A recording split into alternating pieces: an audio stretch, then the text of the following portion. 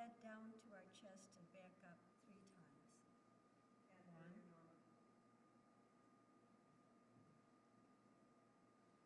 Now I'll turn my mic on. 2. Back up the center. 3. Now we go back as far as we can go. Never hurt yourself. Just gently go back and come back to center 3 times.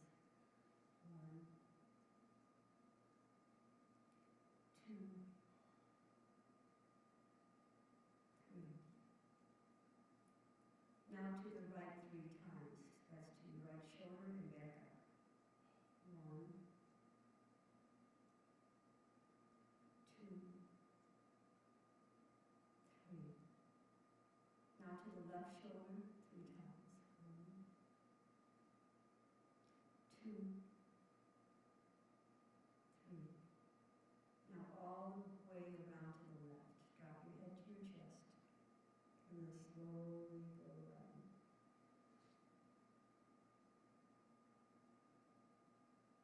1.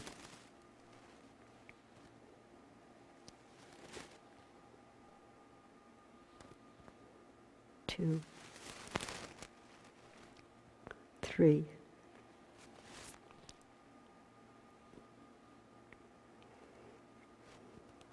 Now to the left 3 times. 1,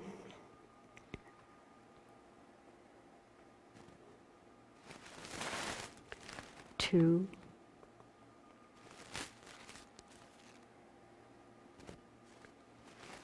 3.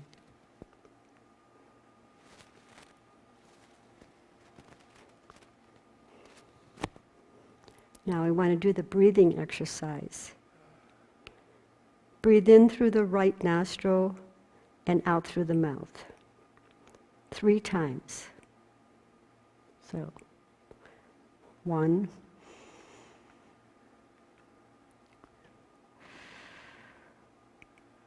2,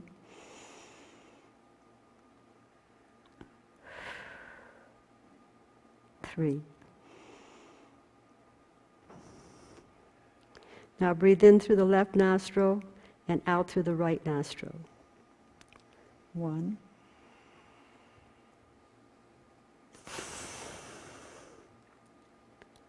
2,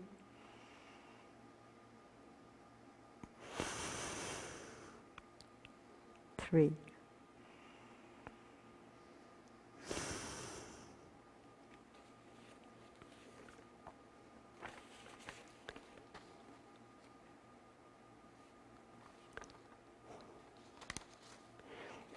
We always have pillows in the front pew, in front of the first seat, on the floor, and you can see you're supported by the back of the pew.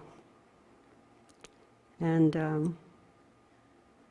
we always have the prayer box here, so that if you did not get a name into the prayer box before the meditation started, you can walk in while Jack is speaking and put a name into the prayer box, and I will pick it up and have it on the list.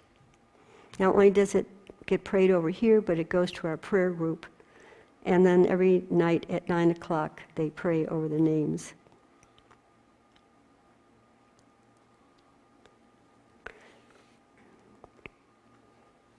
The office area where the bookstore is will be open for tea and coffee. Well, not coffee, we kind of want you to sleep at night. Have you ever had chocolate? Just like, you go and get a chocolate cookie from here and then wonder why you're awake at night. So we should avoid any chocolate at this hour. And great conversation, and the bookstore is open. Okay, we're going to do some chanting, so it's call and response. And we're going to start that right now.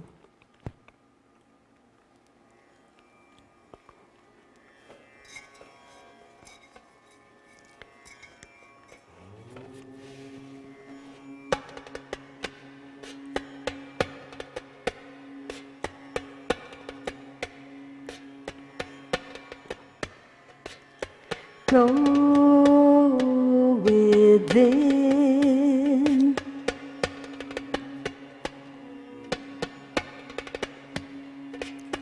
Deep within.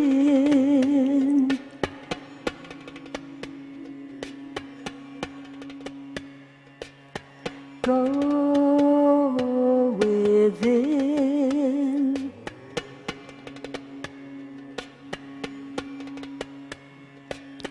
Deep within.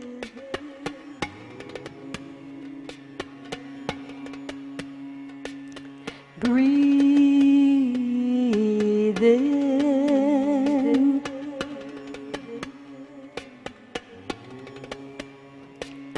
Breathe out.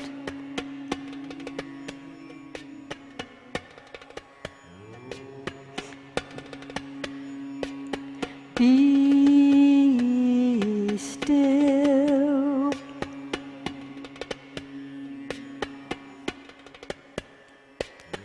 Feel God.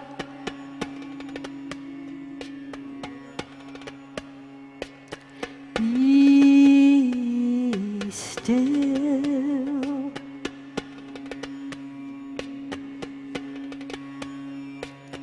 Feel God.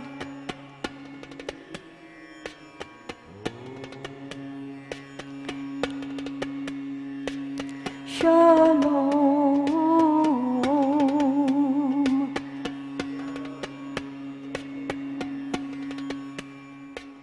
Shalom.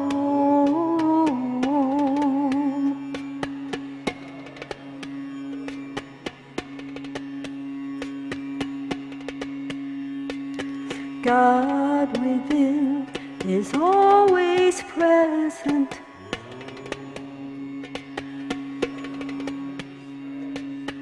God within is always present.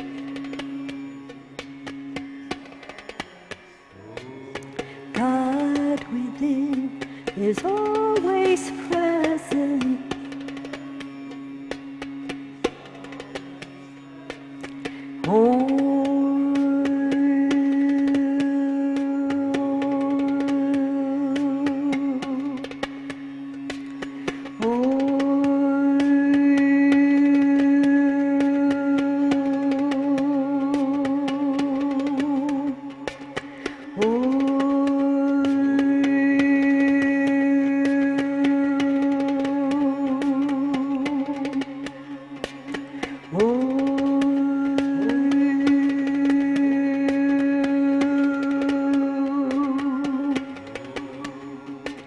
Shalom.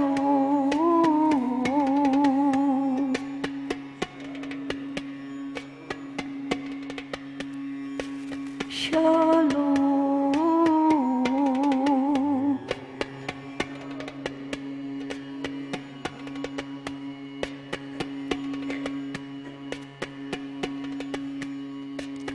Go within.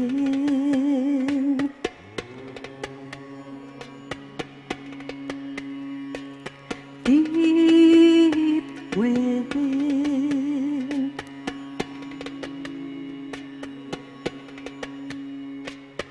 Be still.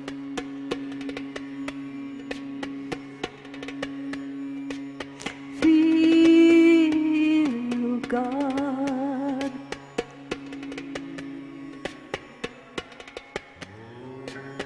Breathe in.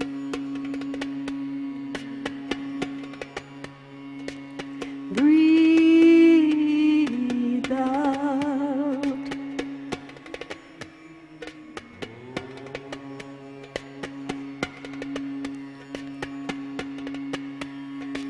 Shalom.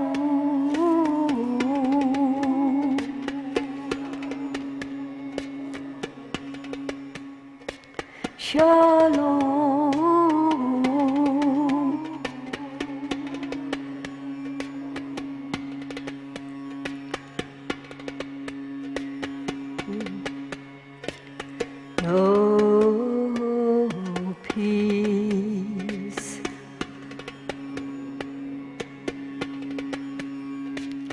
no peace.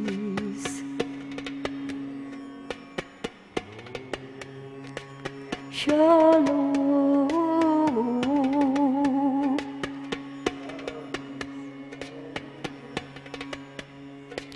shalom.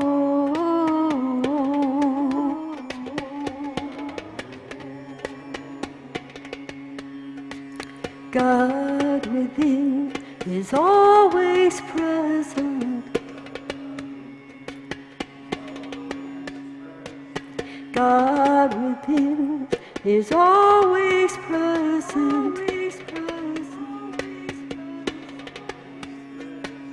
Divine force is always present.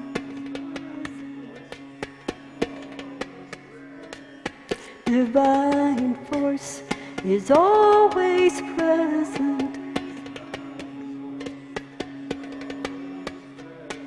Source of all life is always present. Source of all life is always present.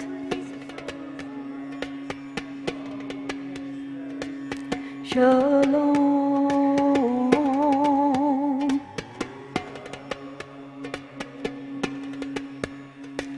shalom,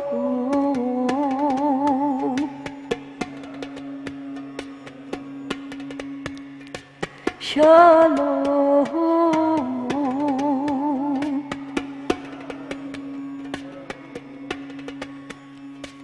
shalom.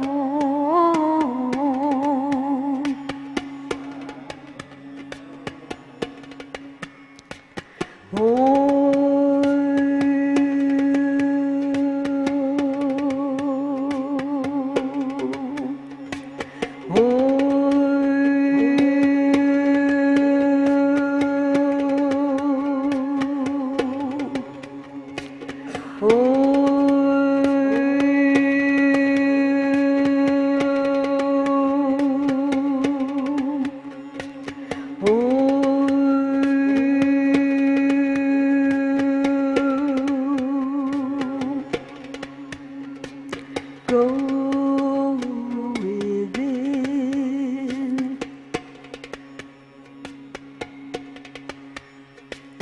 deep within,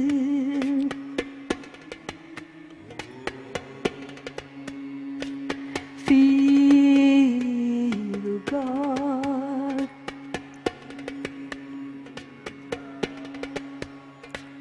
feel God,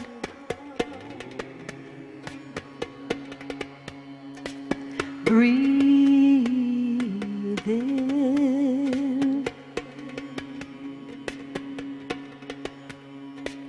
breathe out, shalom,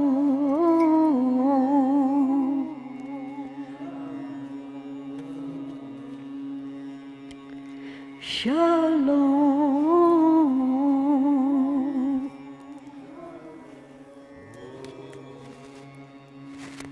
shalom.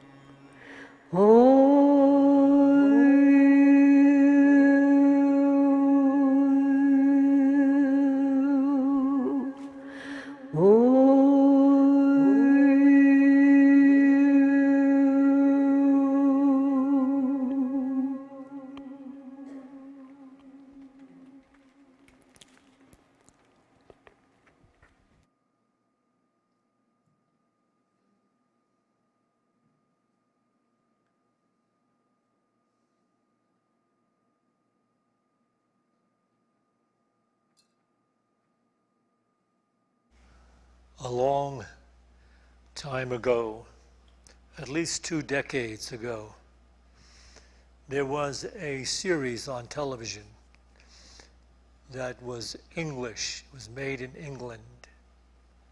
And it was about an agent from the Scotland Yard agents in that country. And it opens with this agent being in a hotel room, and some sinister character, I guess, puts a nozzle to the keyhole and sprays in this gas into the room. And that's the opening. When the agent wakes up, he's in a completely different foreign place. He's not in England at all. He's on a strange island with all kinds of different people, dressed a little bit different, but not all that extraordinarily different. And when he talks to these people, they talk to him, they're very friendly. Many of them are involved in doing arts or crafts. Some of them are involved in sports. Some of them are pursuing some type of relationship or whatever's going on. But he wants to speak to the person who's in charge.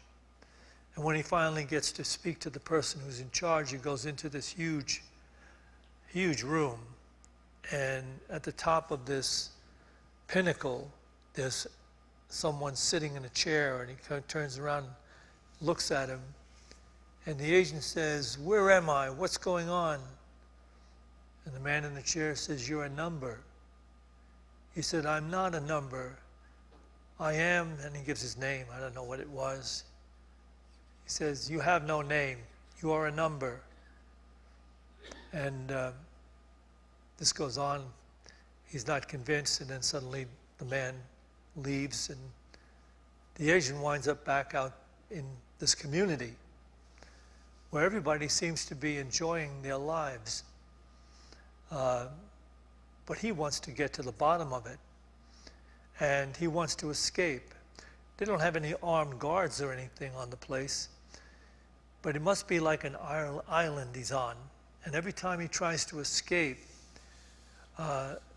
this huge white ball comes out wherever he's escaping to and engulfs him and brings him back into this incredibly wonderful community of people.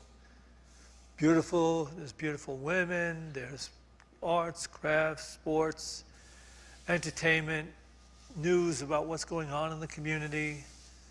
But he wants to escape, and he keeps trying to escape. He can never be happy where everybody else there is happy. Now I want to bring you back to another story, one of the great parables, great analogies in the Bible, the one in the book of Genesis, chapters 1, 2, and 3. Man is created in the Garden of Eden, which the Hebrew means garden of delight, the delightful garden. And he's told that he can eat of any tree in the garden, but he must not eat of the tree in the midst or the middle of the garden, which is the tree of the knowledge of good and evil, or the knowledge of right and wrong.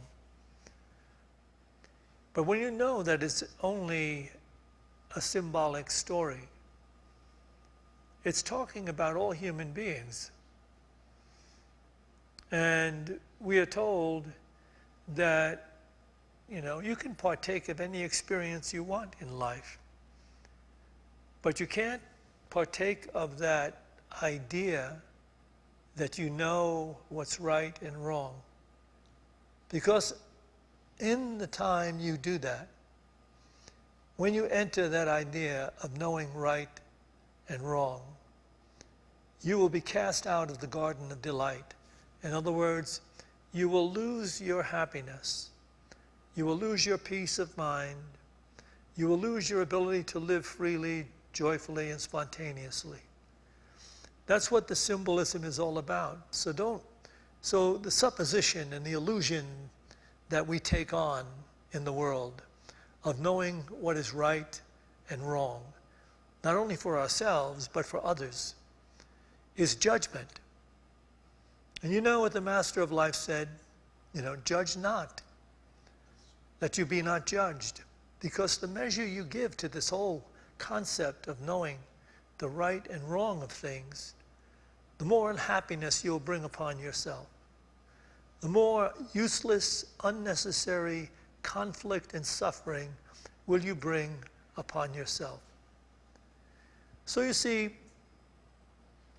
when you get to a certain place, and masters down through the ages have sought the truth or the meaning of life, and many of them have gone out into, the desert, or gone into a cave, or gone into some monastery or some ashram to try to contemplate what is the purpose of living, because it just seems to be filled with suffering and unhappiness.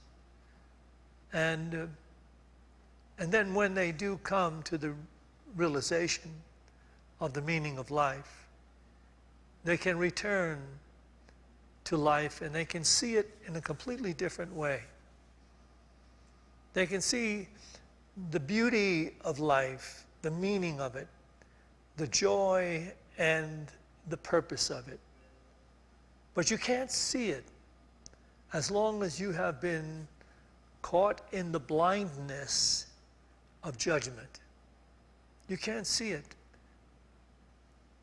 Can you imagine someone who said,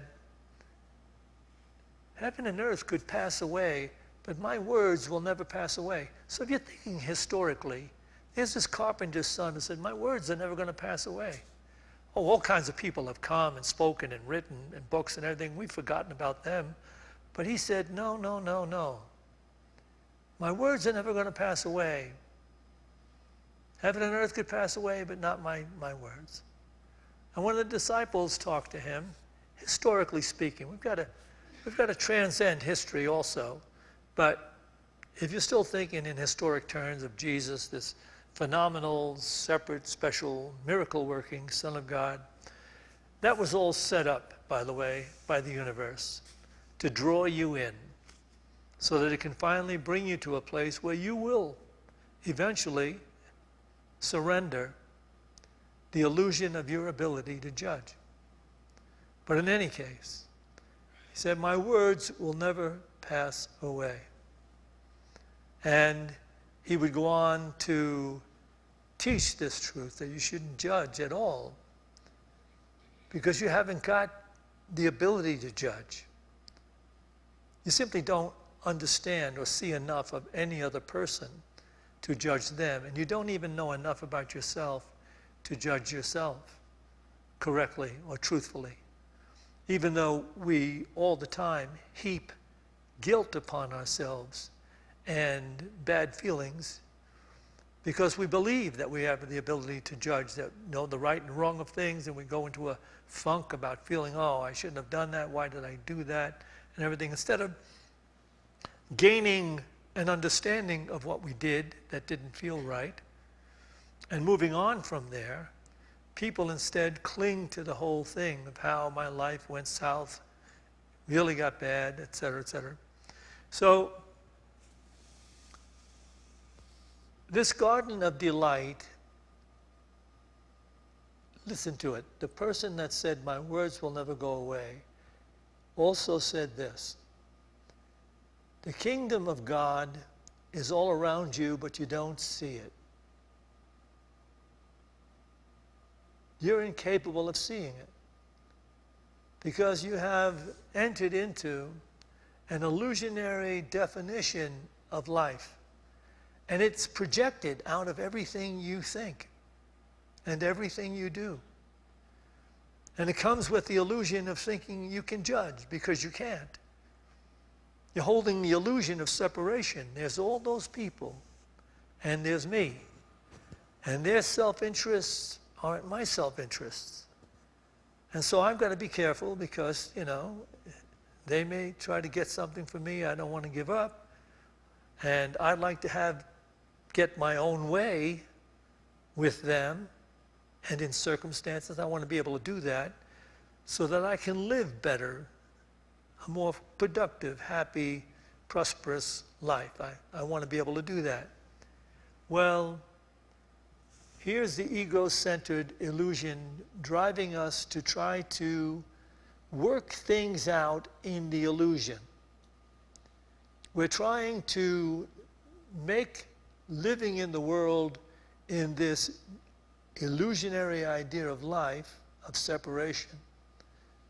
We're trying to make it work if we can only put it together. And we'll try a number of things. From our youth on up, we'll always be trying different things. We'll think, oh, maybe if I just become, a really expert musician, or if I go to school and get a lot of degrees and get a really good job, I'll be able to control a lot of the conditions and circumstances, and I'll find happiness in that.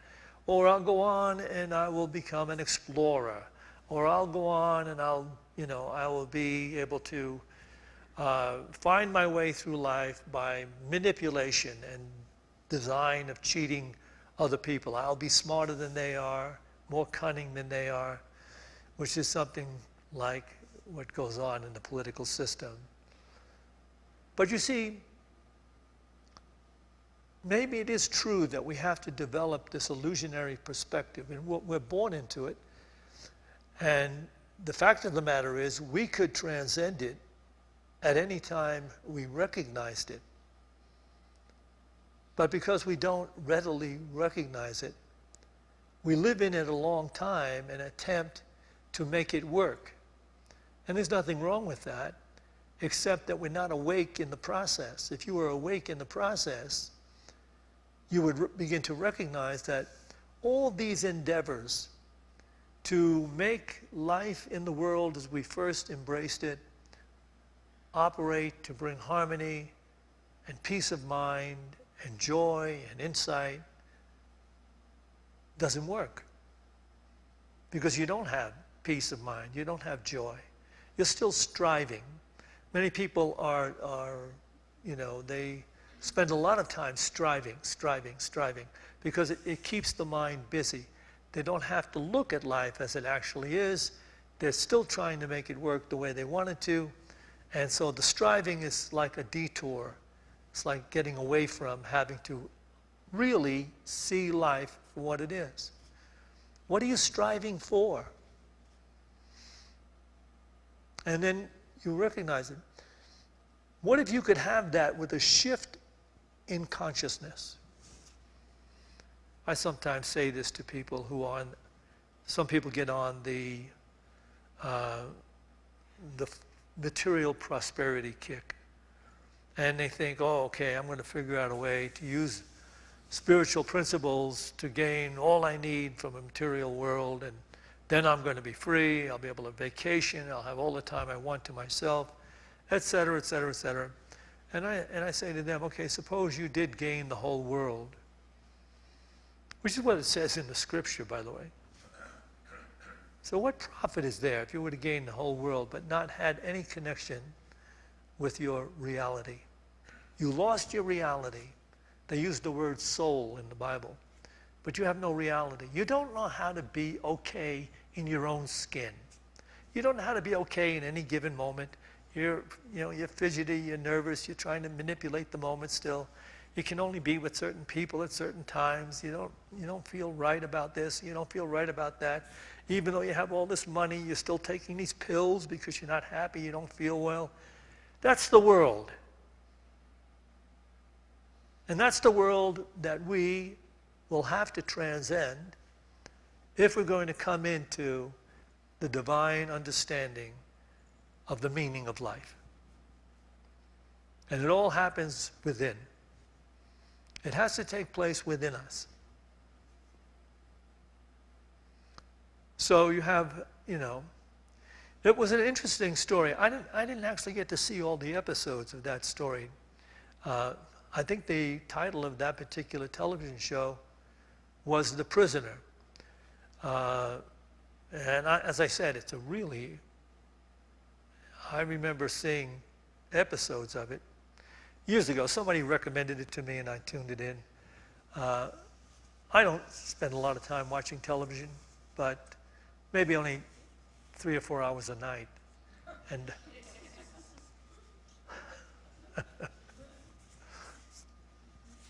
but I remember somebody recommending it, so I'd tune into it and watch it. and it was really brilliantly designed. I suspect it wasn't a great hit because it was so bizarre.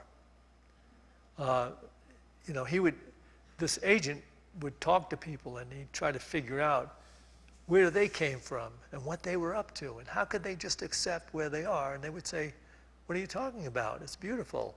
Look at we can all go swimming today, or we're all going to watch the volleyball game or something. And he just couldn't get into it. But what it was saying is that there is this consciousness that this agent who was born and raised in a different idea of things couldn't adjust himself to all the happiness and wonderful things that were taking place around him. So he was forever in his mind trying to escape or trying to figure out how to get to this guy that was the head guy. And every time he went to see him and he turned around in this big chair from this pinnacle, whatever he said to him, whatever logic he tried to draw him into discussing, the guy in the chair would only say, when are you going to get it? You're only a number. You're nobody. So there's nothing you can do.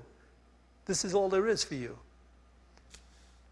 And here we are, discussing these principles of truth that have been around for centuries. But it comes down to the same idea. We are living in a false concept of life. And that in itself is creating all the inharmony, all the unnecessary suffering that we experience, all the disillusionment that we experience, because we are embracing an era in awareness. So you could say, they speak about an original sin in traditional Christianity. They have no idea what they're talking about. But the original sin is this illusion. And it was said this way by a spiritual teacher. I believe it was a Dr. William Wright, who was a spiritual teacher. He may have made his transition out of the body by now, but he said, suffering is not knowing or being ignorant. Suffering is being ignorant of the cause of your suffering, which is what most people are going through. We're blaming this, we're saying that. Everybody's worried about the coronavirus now, and this is going to go on, is that going to get me? So, how can anybody be okay and alive in the miracle of the moment who isn't really enlightened? I had a very interesting, quick conversation after the Sunday service. Some visitors from Georgia were here, and they were standing in the aisle, and we started talking, and they started talking politics. And they were saying, well, I think the reason why this president is in office, I think the people that voted for him, they voted for him for, I don't like him, I never liked him, and, it's not because he's a decent human being, it's because he's what did they say he is?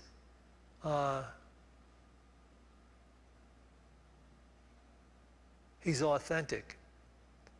He does what he does, and he says what he says, and he did. So he's an authentic person. And I said, nobody is authentic who lies. How can you be authentic if you have to lie? So you see, that's the subterfuge. And that's the whole thing about the illusion. To become authentic is to free yourself from the necessity to ever have to lie. To ever have to set up some kind of subterfuge, some fake image that you're going to try to live and make work in the world. When you can surrender that, you can become an emissary of the truth. So you start to live in the true meaning of life, where you're not chasing the world. You can imagine this. If you haven't been there, and some of you have arrived.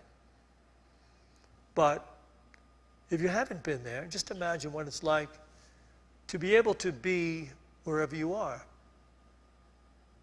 in whatever the moment's providing, in who's ever in that moment. To be able to be there, awake and open and being appropriate to whatever the moment is. Not in your mind saying, what am I doing here? I need to be getting this done. I know I've got to get the car to the garage, or, oh no, goodness, did I leave the gas on when I left the house? And all this is stuff that goes on in the head. I shouldn't be having to do this. Why is this coming my way? Why do I have to clean this insane garage? I share it with these other people in this duplex. They should have to clean it. Now, if somebody doesn't clean it, I'm not going to be able to get my car in there. Do you see all that stuff? All that stuff is just part of the illusionary idea of, listen to it, here's the word that's not going to go away. Get ready for this. Because once I say this, it's either going to be a springboard for you to move more openly to the truth, or it's going to bother you from now on. How many people want me to say it? Raise your hand. Oh, look at that, just acting brave. But after I say it, you're going to hate me.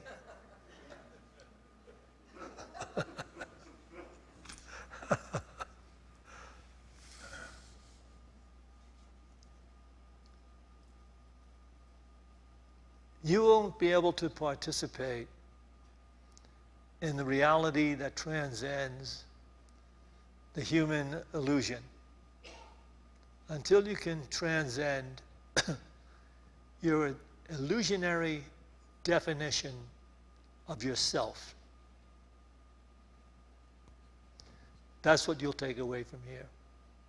Whenever you're not feeling right and things are still not going your way and you're still chasing the world, and you've got anxiety, and you've got broken relationships, and there's conflict everywhere, and you don't know what's going to happen tomorrow, and your car breaks down, and you don't know what to do, and you're upset with it. It is all because of your illusionary definition of self. Once you get beyond that, you become okay with what is. You're capable of flowing with whatever is. You're not judging it, you're not condemning it, you're not running from it, you're not fearing it, you're not grasping it. You're just flowing with it because this is what is. This is the moment. Now, suppose you actually arrived at a highly enlightened awareness where you now never had to plan anything again. What? Never had to plan it? What are you talking about? Never have to plan anything again. You became so okay with whatever is happening in the present moment that you had a joy and a peace that you thought you could only have if you had a lot of money. You have a joy and a peace that you thought you could only have if you did a lot of planning and manipulating and built on it and worked it out so that you controlled all these conditions and these people, and finally it was going your way and you got all the prestige that you needed because you built that business and all of that and all that frustration that goes with it, and you made $1 million, and it's harder to hold on to $1 million than it is to make it. I don't know if you know that, but it's true. But anyway, you go on and on and on. But then what if all that just became unnecessary? And you could get up every single day and just do what was next to do. without any contemplating, planning, figuring, manipulating, calling, the cell phone, getting something going so you can keep your head going. Got to keep it going. Got to keep the stuff going. Something's going to happen. I might miss it. I've got to be stimulated. But what if you met enough stimulation in all that was happening just by saying okay with it? What if you were that enlightened that you could be present in any given moment, at any given time, and totally at peace, serving life and being appropriate?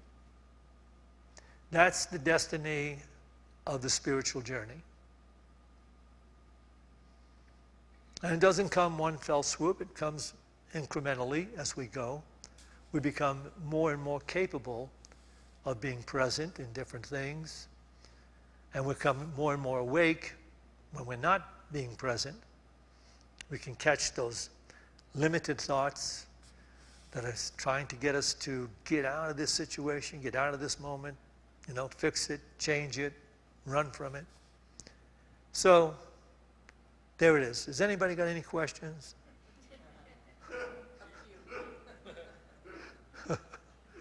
You know what?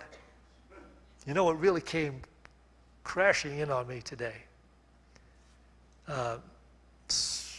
Many, many years ago in the small church where we started, there was a kid there who came with his mom, I believe, and he sat in the service. He didn't go to the Sunday school.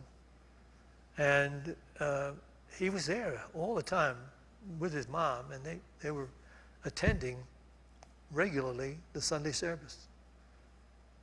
And I guess he was about maybe 6 years old. And I always thought that maybe what I was saying was a little bit beyond a 6-year-old, that he'd probably be better off in Sunday school. And one day, while there was a gathering up front of the altar, he said to me in a pause, "Do you think you'll ever run out of words?" He was kind of counting on it. Maybe my mom won't take me to this church anymore if you run out of words. And that came crashing in on me today. I mean, that thought came really heavy because I was going through my files. I've got files because when I do extended Sunday talks, I keep my notes. They're handwritten notes on a piece of paper or 2 pieces of paper. And I put them in a white envelope and I saved them and I put the name of the talk on there. And I just realized today, because I had this one file in my desk, but this is crazy. This is part of the illusion, I guess, that I'm still working to overcome. Because I have hundreds and hundreds of those envelopes in file drawers downstairs in the basement. So when the file in my office, in my desk fills up and it's just crowded, I take a big bunch of them, I take them downstairs. Like, what am I going to do with them? I have no idea what I'll ever do with them. There's hundreds of them. There's definitely over 1,000 talks. How could you give 1,000 talks and not be repetitive? I must be repeating myself. Okay, you just hurt my shoulder with that. Okay, we're going to meditate now because that'll be more helpful than anything I've said. If you don't have a particular meditation technique that you use, you can use this particular mantra. There is only one everything, only one in you, in me, in everything we see. There is only one, only God.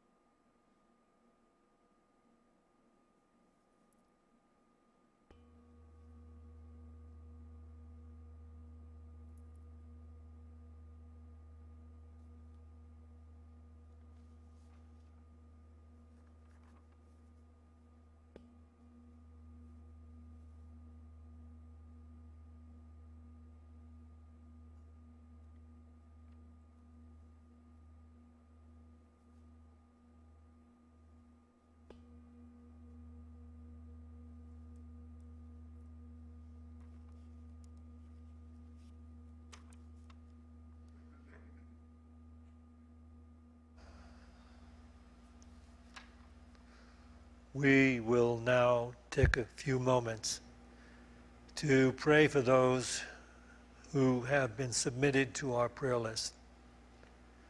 If you know the person whose name is called, you can see that person healed physically, mentally, and spiritually.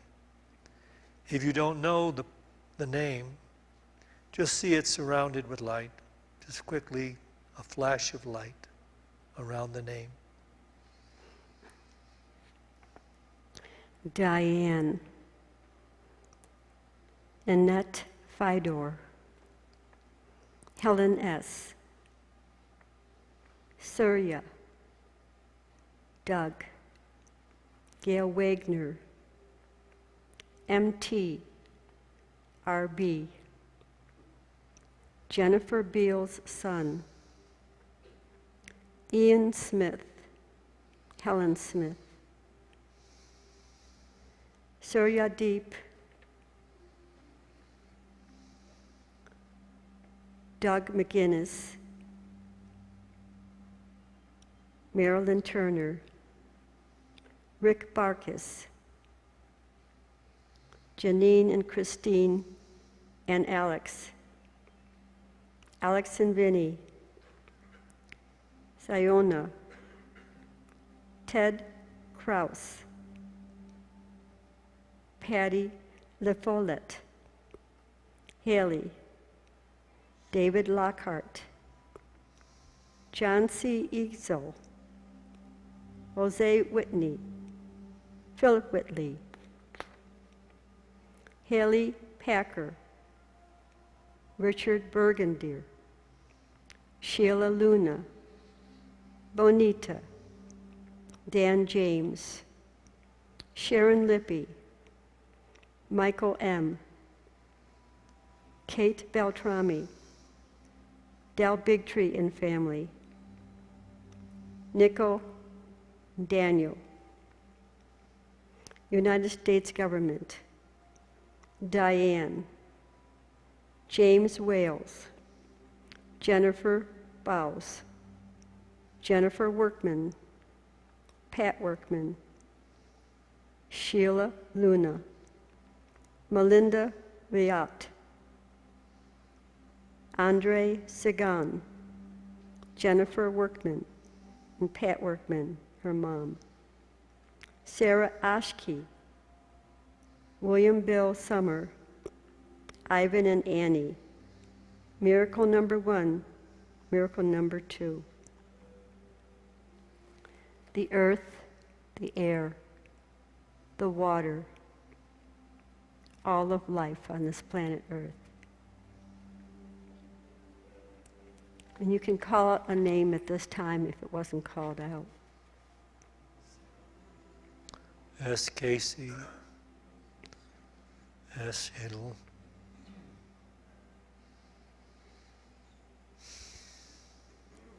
Bea, Katya, Robert, you see this healing light surrounding the prayer box. And all the people whose names have been submitted throughout the month. We see them healed, physically, mentally, and spiritually.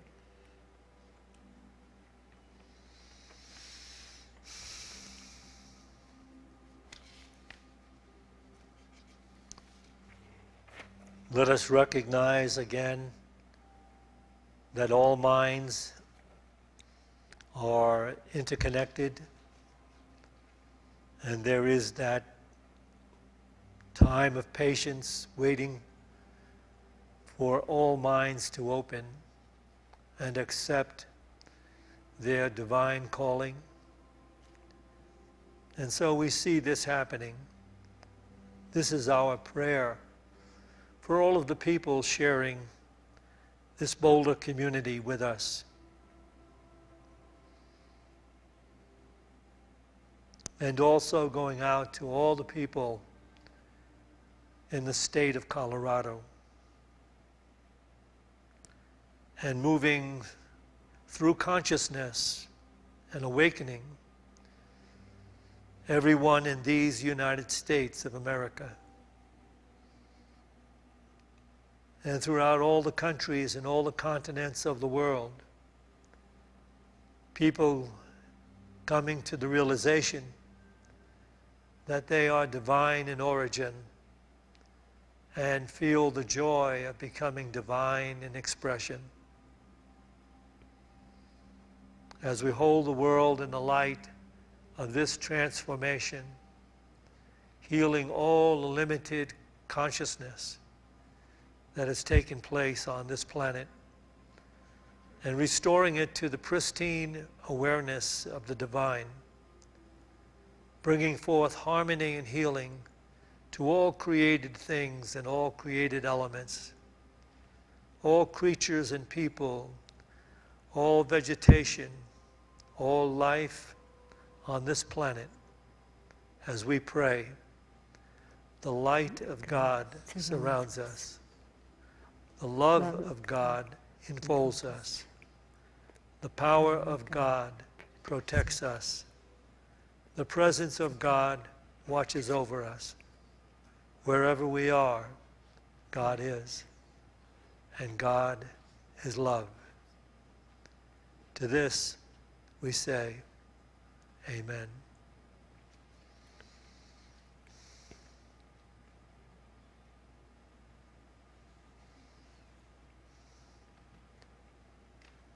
We will take an offering for unity now.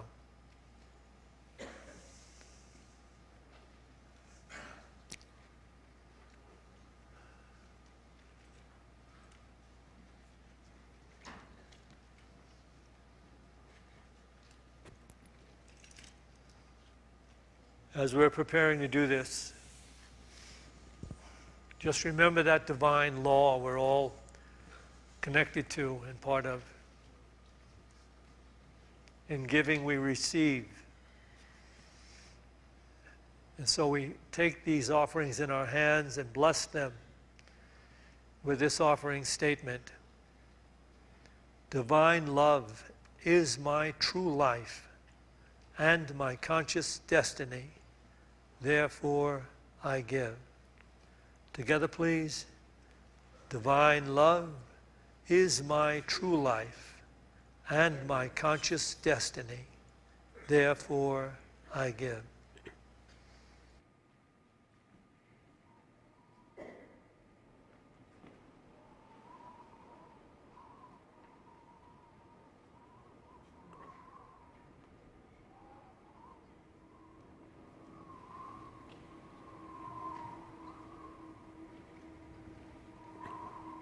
I hear all creation calling,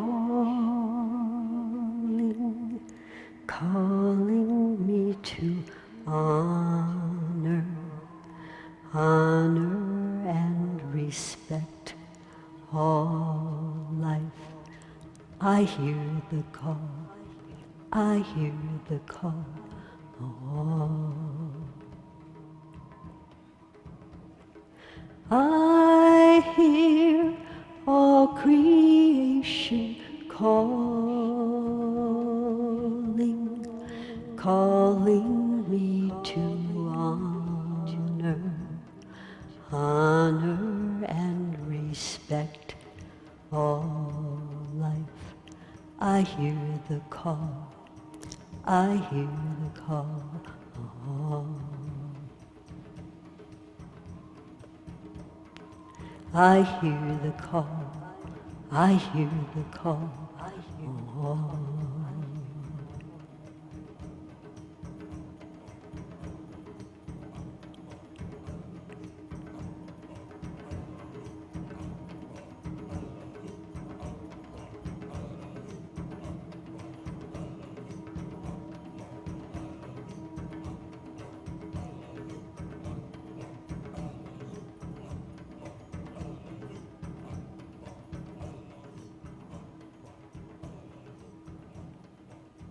Join me now, please. We dedicate this tithe to the will and the work of the Spirit of Truth, the Spirit available to each of us, the Spirit that joins all of us. We dedicate this tithe to the victory of the Spirit of truth. Amen.